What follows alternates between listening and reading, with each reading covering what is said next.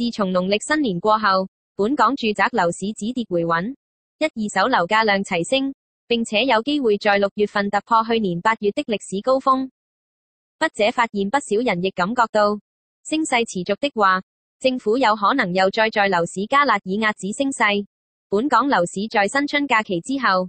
無論是成交量及樓價都穩步上揚，但如果與1997年最興旺時期相比，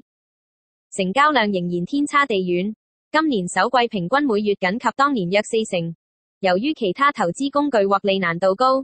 市民對於居住的需求愈來愈殷切，加上政府在建屋土地的供應與市場脫節，買樓自用及投資成為焦點，樓價才會比較1997年上升7.7%。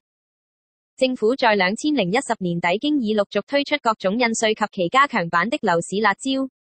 以壓止樓市升勢。因土地及房屋供不應求，樓價多年來拾級而上，並未受到各種印花稅辣招阻礙，依然披荊斬棘邁步向前。全球經濟又非常不振，要用低息去維持經濟動力。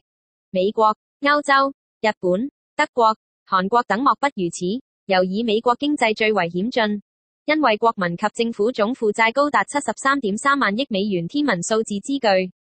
加息無形中加重債務。美國總統特朗普多番向聯邦儲備局主席鮑威爾發炮，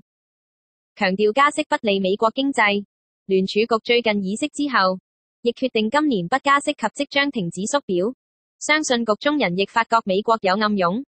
其後所發表的經濟數據亦顯示美國經濟走向衰弱。特朗普首席經濟顧問庫德洛更明言，白宮希望聯儲局減息0.5厘及停止縮表。